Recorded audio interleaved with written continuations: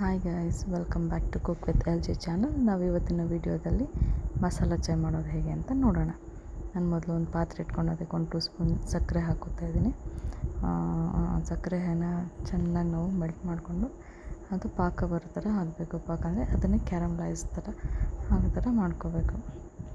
ಇದನ್ನು ಚೆನ್ನಾಗಿ ಮಿಕ್ಸ್ ಮಾಡಿಕೊಡ್ತಾ ಇರಬೇಕು. ಕೈ ಬಿಡಬೇಡಿ. ಕೈ ಬಿಟ್ಟರೆ ಅದು ಎಲ್ಲ ತಳ ಹತ್ಕೊಂಡು ಸೀದೋಗ್ಬಿಡುತ್ತೆ. ಸೊ ಅದನ್ನ ಕೈ ಬಿಡದೆ ಚೆನ್ನಾಗಿ ಮಿಕ್ಸ್ ಮಾಡ್ಕೊಳ್ಳಿ.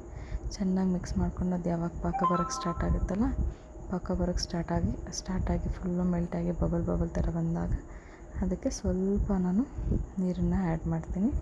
ನೋಡಿ, ಇವಾಗ ಆಲ್ಮೋಸ್ಟ್ ಮೆಲ್ಟ್ ಆಗ್ತಾಯಿದೆ. ಈ ಸೈಡ್ ನೋಡಿ ಬರ್ತಾಯಿದೆ.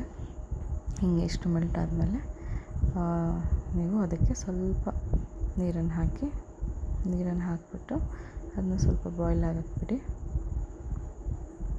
ಬಾಯ್ಲ್ ಆಗ್ತಿದ್ದಂಗೆ ಅದಕ್ಕೆ ನಾನು ಸ್ವಲ್ಪ ಶುಂಠಿನ ಗ್ರೇಟ್ ಮಾಡಿಟ್ಕೊಂಡಿದ್ದೀನಿ.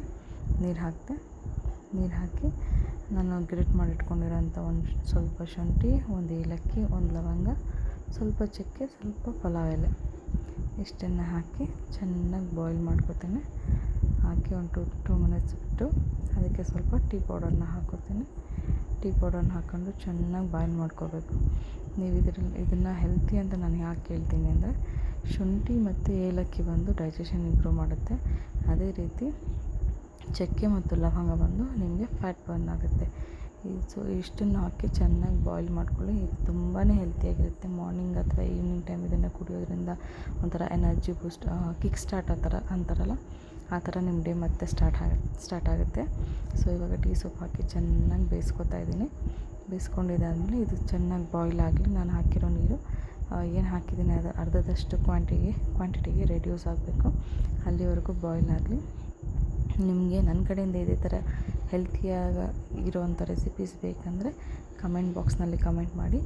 ಯಾವುದು ಬೇಕಂತ ಕೂಡ ಕಮೆಂಟ್ ಮಾಡಿ. ನಾನು ಆದಷ್ಟು ಟ್ರೈ ಮಾಡಿ ಆ ರೆಸಿಪಿನ ಮಾಡೋಕ್ಕೆ ಟ್ರೈ ಮಾಡ್ತೀನಿ. ಸೊ ಇದು ಚೆನ್ನಾಗಿ ಬಾಯ್ಲ್ ಆಗ್ತಾಯಿದೆ. ಚೆನ್ನಾಗಿ ಬಾಯ್ಲ್ ಆದಮೇಲೆ ಇದಕ್ಕೆ ಸ್ವಲ್ಪ ನಾನು ಹಾಲನ್ನು ಆ್ಯಡ್ ಮಾಡ್ತೀನಿ. ಇದು ಚೆನ್ನಾಗಿ ಬಾಯ್ಲ್ ಆಗ್ತಾಯಿದೆ. ಪ್ಲೀಸ್ ನೀವು ನನ್ನ ಚಾನಲ್ ಹೊಸ್ದಾಗಿ ನೋಡ್ತಾ ಇರೋರು ದಯವಿಟ್ಟು ನನ್ನ ಚಾನಲ್ನ ಸಬ್ಸ್ಕ್ರೈಬ್ ಮಾಡಿ. ಬಾಯ್ಲ್ ಆಗ್ತಾಯಿದೆ. ನಾನಿವಾಗ ಇದಕ್ಕೆ ಮಿಲ್ಕ್ ಹಾಕಿ ಚೆನ್ನಾಗಿ ಅದು ಬಾಯ್ಲ್ ಆಗಬೇಕು. ನೋಡಿ, ಇವಾಗ ನೀರು ಅದರದ್ದು ಕ್ವಾಂಟಿಟಿ ನಾನು ಏನು ಹಾಕಿದೆ ಅದು ಕ್ವಾಂಟಿಟಿ ರೆಡ್ಯೂಸ್ ಆಗಿದೆ. ನೀವು ಫುಲ್ಲು ತಿಕ್ಕಾಗಿ ಕುಡಿತೀನಿ ಅನ್ನೋರಾದರೆ ಫುಲ್ಲು ನೀರು ಏನಿದೆಯಲ್ಲ ಅದು ಕಂಪ್ಲೀಟಾಗಿ ಡ್ರೈ ಆಗೋವರೆಗೂ ಬಾಯ್ಲ್ ಮಾಡ್ಕೋಬೋದು. ಫುಲ್ಲು ಹಾಲನ್ನ ಮಂದಕ್ಕೆ ಇಟ್ಕೊಂಡು ಮಾಡ್ಕೋಬೋದು. ನನಗೆ ಹಾಲನ್ನ ಅಷ್ಟು ಮಂದಕ್ಕಿದ್ರೆ ಇಷ್ಟ ಆಗಲ್ಲ. ಸೊ ಸ್ವಲ್ಪ ನಾನು ವಾಟರ್ ಕಂಟೆಂಟ್ನ ಆ್ಯಡ್ ಮಾಡ್ತೀನಿ. ಅದರಿಂದ ಗ್ಯಾಸ್ಟ್ರಿಕ್ ಅಂತಾರಲ್ಲ, ಅದು ಕೂಡ ಆಗೋಲ್ಲ. ಹಾಲನ್ನ ಆದಷ್ಟು ಡೈಲ್ಯೂಟ್ ಮಾಡಿ ಕುಡಿಯೋದ್ರಿಂದ ಗ್ಯಾಸ್ಟ್ರಿಕ್ ಆಗೋಲ್ಲ. ಸೊ ಸ್ವಲ್ಪ ಹಾಲನ್ನ ಆ್ಯಡ್ ಮಾಡಿ 1 ರಿಂದ 2 ರೋಲಿಂಗ್ ಬಾಯ್ಲ್ನ ನಾನು ತೊಗೊಂಡಿದ್ದೀನಿ. ಅಂದರೆ ಒಂದು ಸಲ ಅಥವಾ 2 ಸಲ ಉಕ್ಕೋಗೋವರೆಗೂ ನಾನು ಚೆನ್ನಾಗಿ ಕಾಯಿಸಿ ಈಗ ನಾನು ಫ್ಲೇಮ್ನ ಟರ್ನ್ ಆಫ್ ಮಾಡಿ ಅದನ್ನು ಒಂದು ಕಪ್ಪಿಗೆ ಸೋಸ್ಕೊತಾ ಇದ್ದೀನಿ.